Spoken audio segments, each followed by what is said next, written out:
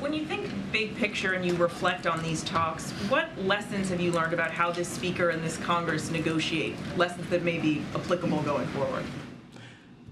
One never looks the same as the other.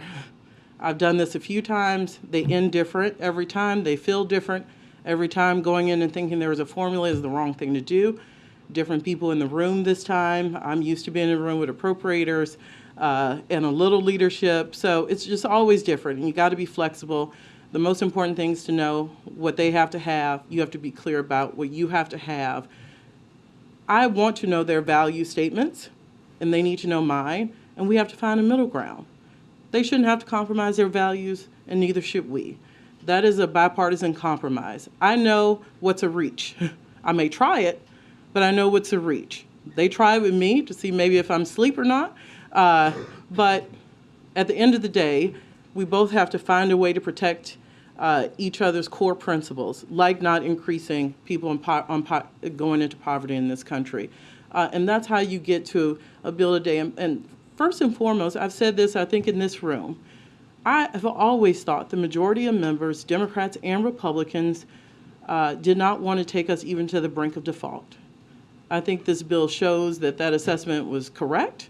And we have to keep our eye on the prize that passing this bill, getting it to the president, avoids the catastrophic thing that would hurt millions of Americans. And there's a reason world leaders were worried about this. This would impact the global economy. Thank you, Karine. Director Young, you talk a little bit about the calls that you've been making and that other members of the administration have been making to members of your own party. What is the mood or the tenor on some of those calls, and where realistically is the whip count among Democrats right now? Remember, I worked there a long time, so the mood and tenor, I tend to get patched in with people's children so I can say hello to people I haven't seen in a long time. So it is a catch-up time for me, and these are friends of mine, and I play it straight with them, and they play it straight with me. And I have a long relationship with a lot of people, and that means I'm honest with them, and they're honest back with me. And again, this is education. I play it straight with folks. They will make their own determination, and it's incumbent upon us to make sure they know every single detail in those 99 pages. Said that Republicans had pledged 150 votes. Is that still the case, and can Democrats provide 70?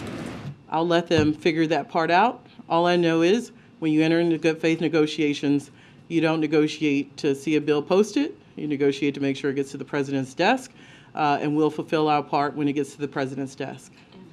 How concerned, Director Young, is the White House right now about the growing Republican opposition that threatens the compromise on the table from a procedural standpoint in the next couple of hours?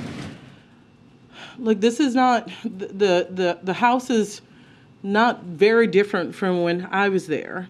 You have to have some faith in the governing majority, which I do, because I have a lot of respect for members on both sides of the aisle, to do what's best for the American people, and that is not some Pollyannish thing. I know them, and I've always thought we could get here if we let the extreme go away. Like a lot of the things in the Republican bill just were non-starters. I get it, but we just cannot do that, and they know that.